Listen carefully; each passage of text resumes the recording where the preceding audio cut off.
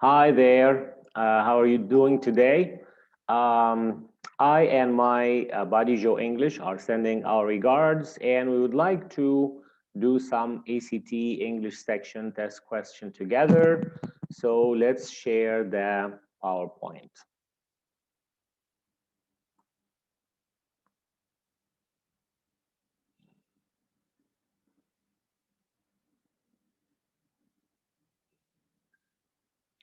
Okay, so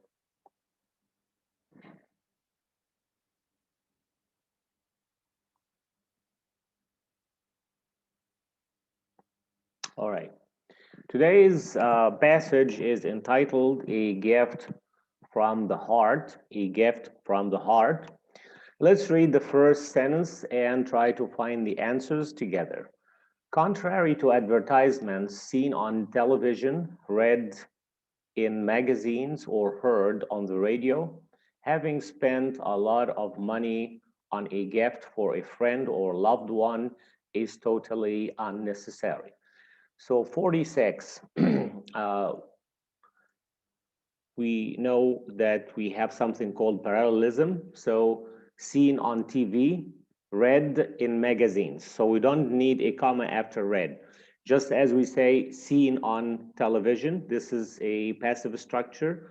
Then we said read in magazines, another passive structure and a prepositional phrase. Seen, that is a passive, the past participle of see, on television, prepositional phrase, comma, also read, passive or third participle, and without comma, in magazines is a prepositional phrase. So the best answer is J. We're gonna need a comma only between television and read, and not after read. So that's the first one. Moving on to 47. Having spent a lot of money on a gift for a friend or loved one is totally unnecessary. We don't need to use that structure. We usually use the gerund, which is only ing. That is the present, the gerund ing, to be used as a noun, and this noun could be the subject of a verb. So when we say spending a lot of money, that is D. Spending a lot of money on blah blah blah is not necessary. So spending a lot of money is the best answer, D, right? Moving on to 48, reading from the beginning. Many people collect photos or mementos from special events, trips, or celebrations throughout their lives, throwing them in a drawer or card box to sort them out later. So that sounds correct. We don't need to change anything. Many people collect photos, right? We don't need to use commas. We don't need to use um, um, uh, comma and then a relative pronoun who. We don't also need to say many people collecting, because if we use the ing with a verb, it's not a verb as we know. If it's a gerund or something like that, it is dealt with as a noun.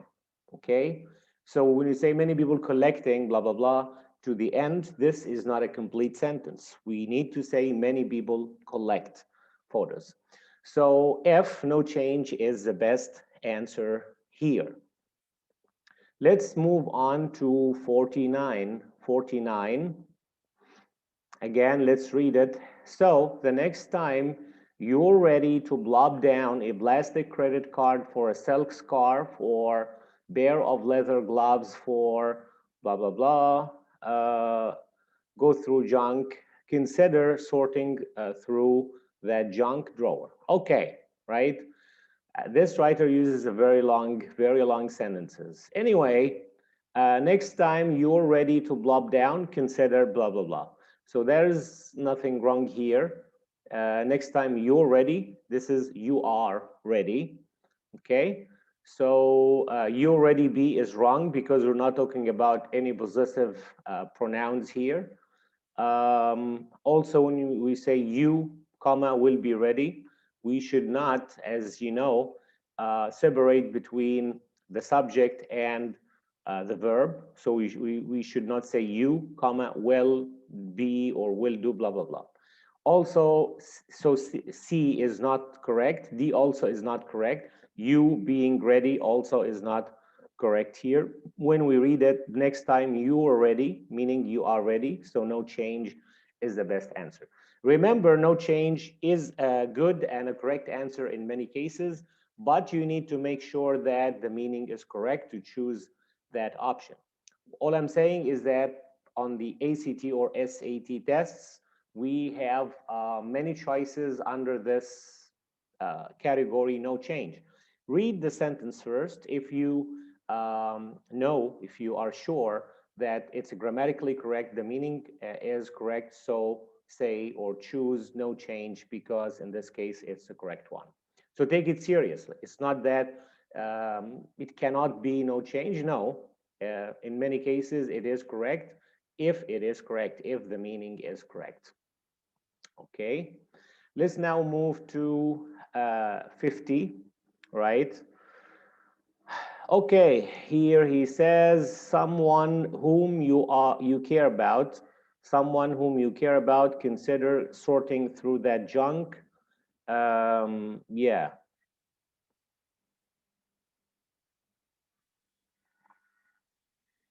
yeah. So we have something that is also repeated in the ACT here. You say that special one whom you care about. Should we say no change, or should we say who is important to you, or H who means a lot to you, or omit the underlying portion?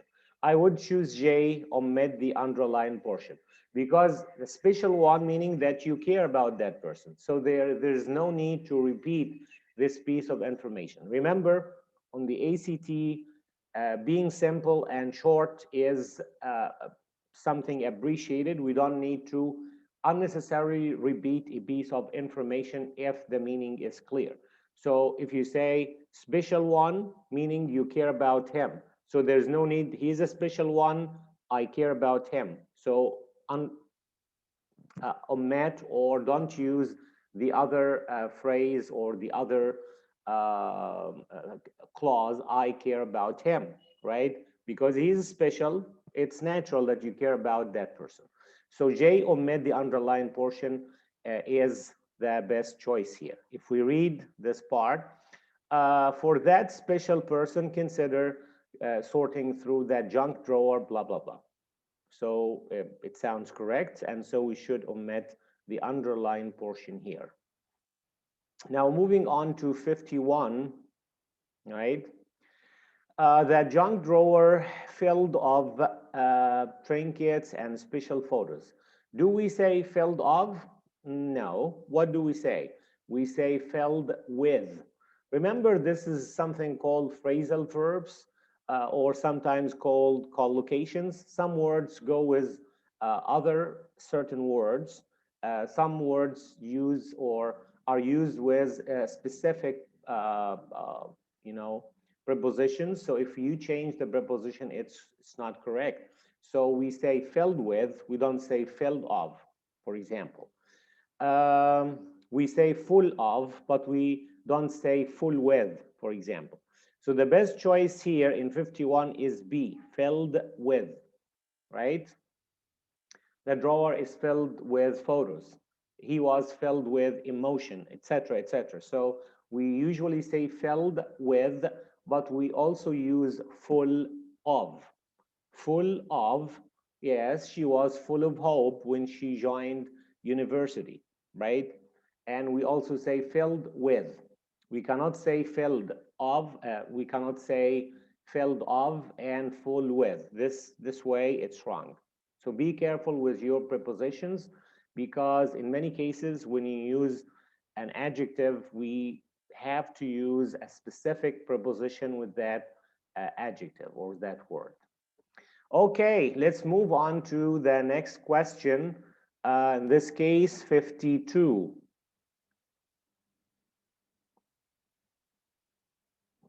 Let's read the sentence from the beginning. For example, you can decorate an inexpensive picture frame with colorful buttons for your for your seamstress mother, or you can use nuts and bolts for your workshop crazed brother, right?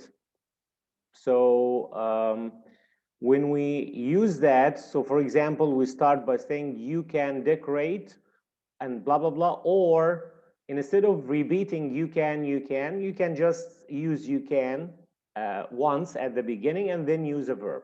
So here, the best answer is H, use.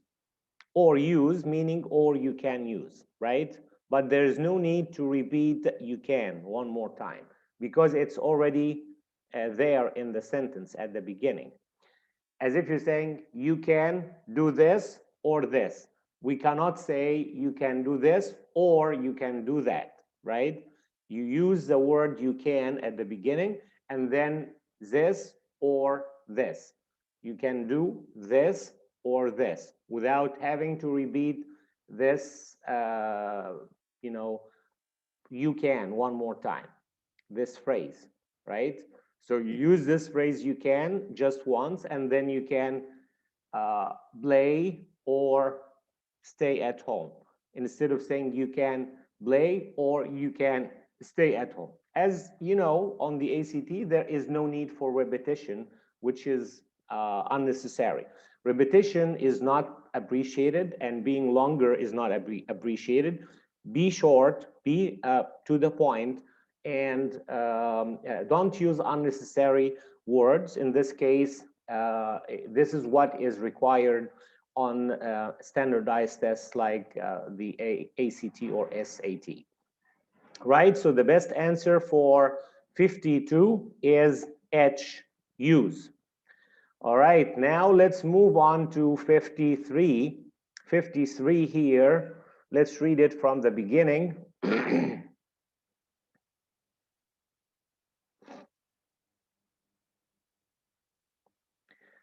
Take the original wedding invitation, a candy flavor, a candy favor, and a dried flower from the table, a napkin, or anything else that you can gather from the wedding. Okay, so if we read, take the original wedding invitation, candy favor, dried flower, a napkin. So there's no need for and here. Remember parallelism. So you can take original blah, blah, blah, candy, a candy favor, a dried flower, a napkin.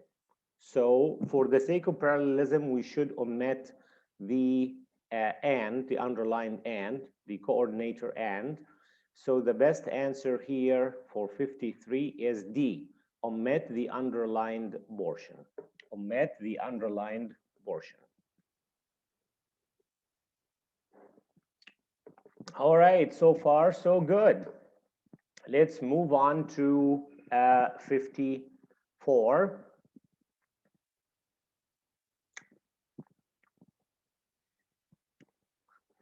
Yes, or anything else that you can gather from the wedding. If we read it, it sounds correct. So let's read it one more time. Or anything else that you can gather from the wedding. So no change sounds like a good answer here. Let's just read the other ones. Gather or take from.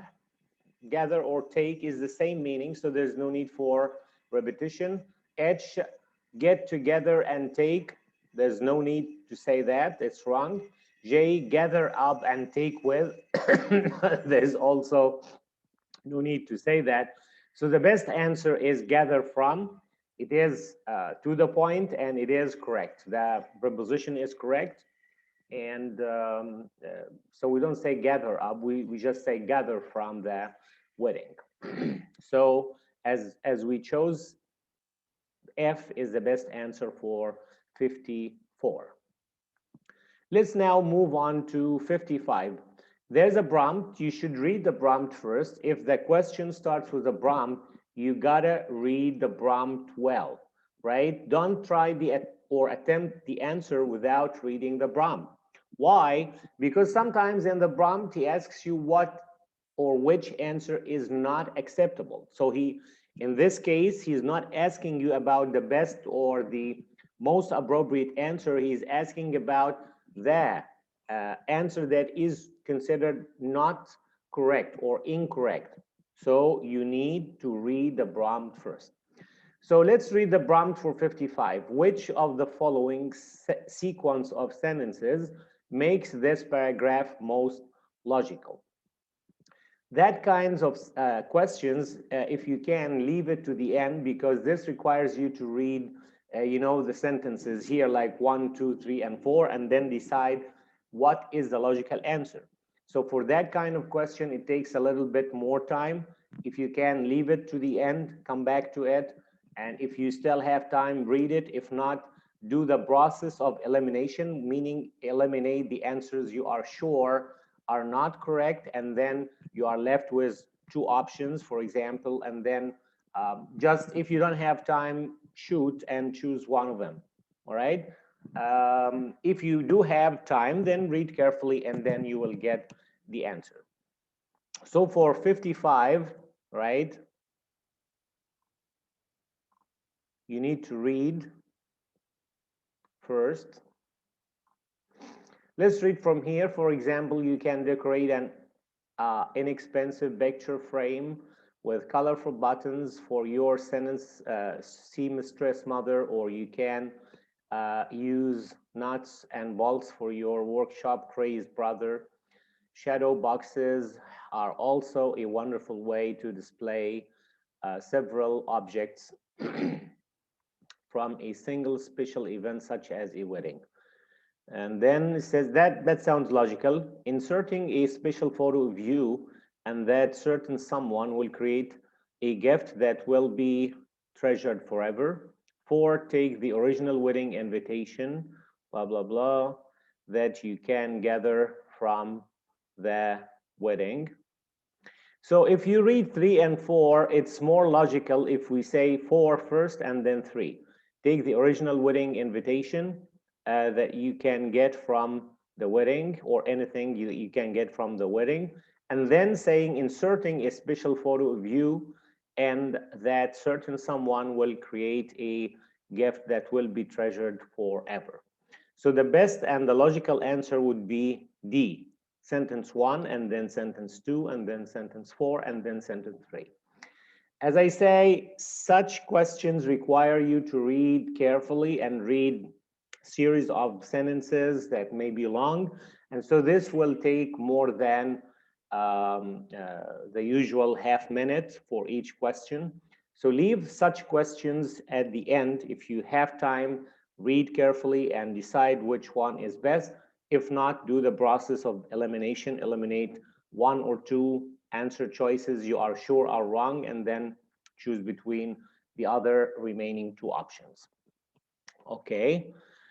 Moving on to 56. Yeah.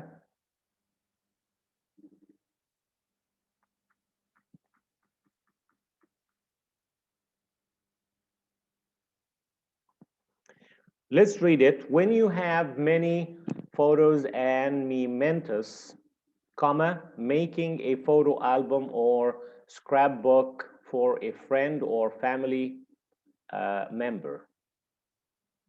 Well, as I said, making here, instead of using a verb, it cannot be used as a verb. So if we add an ing after the verb, it becomes a noun. It's not a verb anymore. It's called a gerund, right? So when we say, when you have many photos and mementos, making a photo album or blah, blah, blah, or family member, what? What happens? You need to complete that, because it's not a verb anymore. So to correct that mistake, we should use G. When you have many photos and mementos, comma, make a photo album or family member. Yeah, for a friend or family member. Make a photo album. So G is the best answer, right? When you blah, blah, blah, then comma after mementos. This is needed because these are 2 sentences joined with a subordinator when, or subordinating conjunction. In this case, you need to put a comma after the subordinate clause, which is you have many photos and mementos. So when we say when you have many photos and mementos, this becomes the subordinate clause. You need to put a comma after that, and then we correct the mistake of making, and then we choose make as in G. G is the best answer. Make a photo album for a friend or family member, right? So this is the best answer.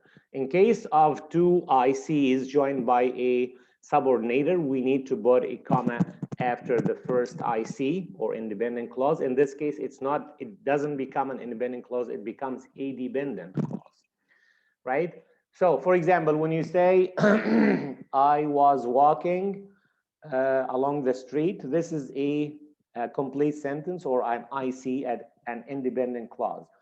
If I use a subordinating conjunction like while at the beginning and I say, while I was walking along the street, in this case, it does not become an independent clause anymore. It becomes a dependent or incomplete clause. You need another clause to complete the meaning. So I should say, while I was walking along the street, comma, I came across my friend. Okay, right? Or I saw something, or I heard something. So I came across my friend, the second sentence, or I heard something, or I saw something. This is the independent clause, all right? So when we use the subordinating conjunction, like while, to join two ICs, the first IC right after the subordinating conjunction, while, it becomes dependent, and the other one is an independent clause, and they are joined together by a comma, right? So the best answer here for 56 is G. Let's now move on to 57.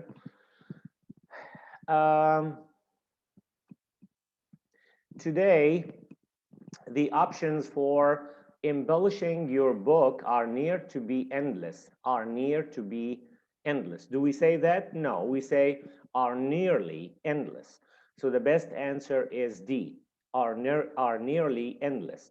Remember, there are such things called expressions or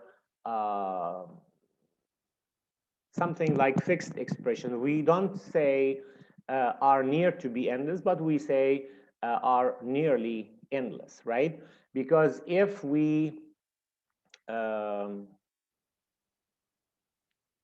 you can use the ly, which is an adverb, to describe or to modify an adjective. Also, you can use it to modify or to describe a verb, right? So we say he ran quickly, for example, or you can say this is nearly endless, right? Nearly endless. Endless is an adjective. You can modify it using nearly, which has an ly. But in this case, nearly is not actually an adverb. It's more like an adjective, right? Yes, yes, because it comes after verb to be. It is not actually an adverb. Remember, there are many words in English having a ly, but they are not considered adverb, but they are adjectives, such as fatherly, brotherly, motherly. So, for example, you can say he is brotherly to me. He is brotherly to me. It's an adjective. If we want to use an adverb for that adjective, we can say in a brotherly way. Anyway, that's a different story, but here nearly is not actually an adverb. It's more like an adjective, and it can be used to describe another adjective, like when we say are nearly endless. So it's an expression. You know that we say are nearly endless, but not say near to be endless. So the best answer is D for 57. Moving on to 58.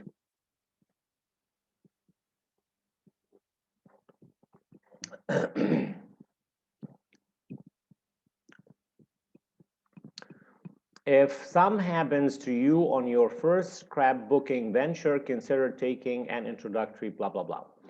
We don't say if some, if this happens to you, this is the best way we say it. If this, which refers back to what was discussed in this paragraph, if this happens to you, this here refers back to what we were discussing. So for 58, the best answer is H.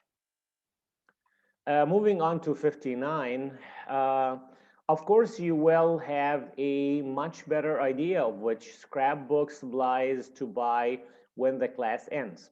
Read the prompt.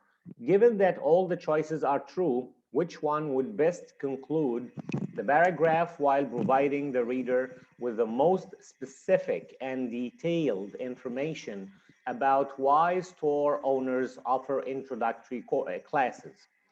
So no change sounds like a good answer, but let's just read the other ones. Most craft stores publish detailed class schedules with a plethora of sessions from which to choose. That doesn't have or give you specific and detailed information as in the prompt here.